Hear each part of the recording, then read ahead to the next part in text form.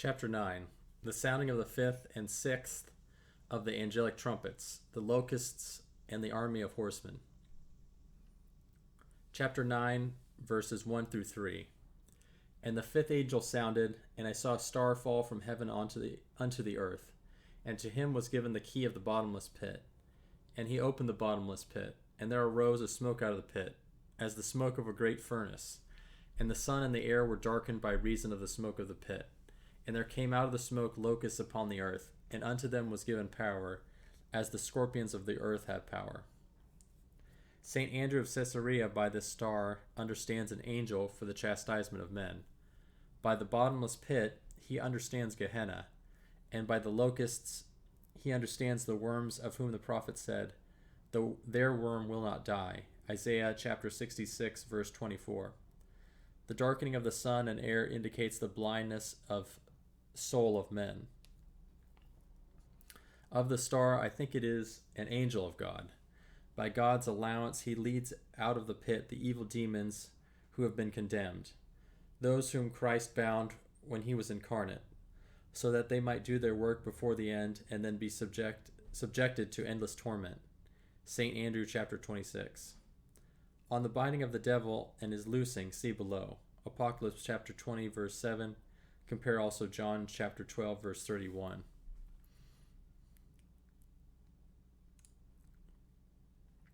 The smoke indicates the darkness which precedes the evil deeds done at the demons' instigation, after the performance of which they will be given authority to torment men. Chapter 9, verses 4 through 5.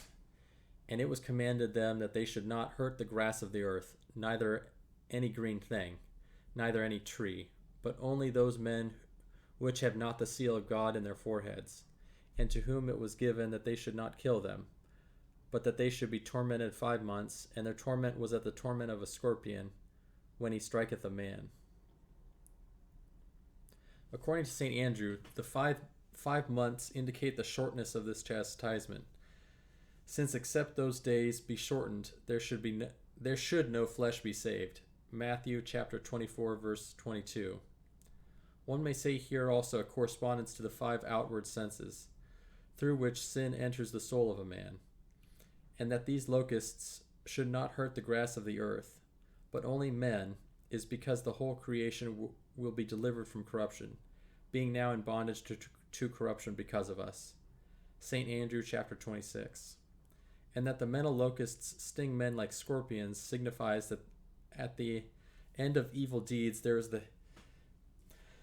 hidden the death of the soul. St. Andrew chapter 26. That death does not come even though men desire it indicates that this depends upon the decree of God, who by the bitterness of the disasters which are sent considers it profitable to make hateful to men the sin which is the very cause and consequence of such disasters. St. Andrew chapter 26. Chapter 9, verse 7 through 10. And the shapes of the locusts were like unto horses prepared unto battle, and on their heads were as it were crowns like gold, and their faces were as the faces of men, and they had hair as the hair of women, and their teeth were as the teeth of lions, and they had breastplates, as it were breastplates of iron, and the sound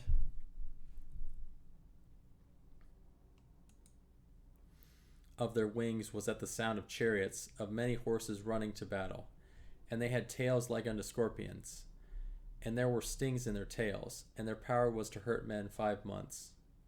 The description of the monstrous locusts causes some commentators to think that these locusts are nothing else than an allegorical description of human passions. Each of such passions, when it reaches a certain limit, has all the signs of these monstrous locusts.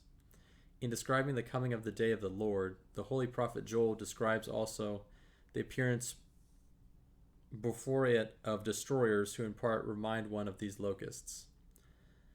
I suppose that by these locusts one should most likely understand the evil demons who have prepared themselves for battle with us, and, as signs of victory, wear on their heads crowns like gold, with which we also think to be crowned when we submit to them as having received an evil victory through pleasure. The hair of women testifies of the demon's love of pleasure and arousal to fornication. The teeth of lions indicate their hard-heartedness. Their tails, which are likened to those of scorpions, indicate the consequence of sins, which produce the death of the soul. For sin, when it is finished, bringeth forth death. James chapter 1, verse 15, St. Andrew chapter 26. Contemporary commentators, not without a certain reasonableness, find a kinship of these locusts with airplanes and their bombing attacks. Chapter 9, verse 11, and they had a king over them, which is the angel of the bottomless pit, whose name in the Hebrew tongue is Abaddon, but in the Greek tongue hath his name Apollyon. By the king of these locusts, which bears the name angel of the bottomless pit, Abaddon in Hebrew, or Apollyon in Greek, the commentators understand the devil. Chapter 9, verse 12. One woe is past, and behold, there come 2 woes more hereafter. So that we might wage an uncompromising battle against the devil, it is said by way of threatening that after this 2 more woes will come upon us. St. Andrew chapter 26. Chapter 9, verses 13 through 16. And the 6th angel sounded, and I heard a voice from the 4 horns of the golden altar which is before God, saying to the 6th angel which had the trumpet, Loose the 4 angels which are bound in the great river Euphrates. And the 4 angels were loosed, which were prepared for an hour and a day and a month and a year, for to slay the 3rd part of men. And the number of the army of the horsemen were 200,000. And I heard the number of them. I think that these 4 angels are the most cunning demons who were bound at the coming of Christ, and who, by the command of God, which comes from the heavenly altar, an image of which was the ancient tabernacle, are loosed by the divine angel to agitate the peoples not only against Christians, but also against each other, so that through this some might be manifested as tested, faithful, and worthy of the best rewards, the highest mansions and dwellings like ripe wheat, while others, like tares, the impious, constant sinners and unrepentant, and here justly punished, might receive a yet harder condemnation at the judgment. And that they were bound at the Euphrates is nothing strange, for, by God's allowance, some were condemned until the time in the bottomless pit, others in wine, and some in other places, so that after the final end of the battle against men, they might be subjected to eternal torments. Perhaps the mention of the Euphrates is an indication that Antichrist will come from those lands. St. Andrew chapter 27. Chapter 9, verses 17 through 18. And thus I saw the horses in the vision, and them that sat on them, having breastplates of fire, and of jacinth, and brimstone. And the heads of the horses were as the heads of lions, and out of their mouths issued fire and smoke and brimstone. By these 3 was the 3rd part of men killed, by the fire, and by the smoke, and by the brimstone, which issued out of their mouths. The horses signify either men who are like beasts and lust after women, or those who are subject and under the authority of the demons. Those that sit on them are those that govern them. The breastplates of fire and of jacinth and brimstone indicate, we believe, the aerial being and devouring activity of evil spirits, the murderousness and bestiality of which are described by the image of the heads of lions. Out of their mouths issued fire and smoke and brimstone, by which a 3rd part of men will be killed, indicate either sins which burn the fruits of the heart by the poisonousness of the demons' instigations, instructions, and temptations, or, it may be, by God's allowance, the laying waste by barbarians of cities and the shedding of blood. St. Andrew chapter 27. Chapter 9, verse 19. For their power is in their mouth and in their tails, for their tails were like unto serpents, and had heads, and with them they do hurt. Their tails are like serpents, which have heads. For the end of the sowing of demons is poisonous, in which is the death of the soul. Some commentators understand by these depictions an allegorical representation of a frightful war of bloodshed, a monstrous and pitiless one.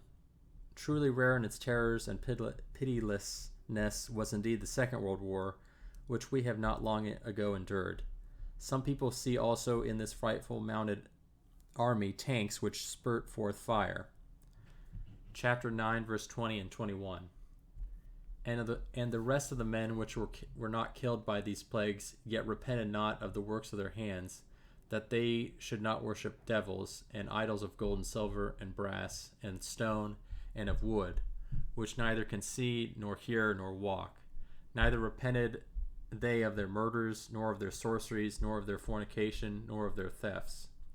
Such will be the end of the world, the general cruelty and stony insensibility of which are already to be observed now. Scripture parallels in chapter 9. Chapter 9, verses 1 through 3. John chapter 12, verse 31. Now is the judgment of this world. Now shall the prince of this world be cast out.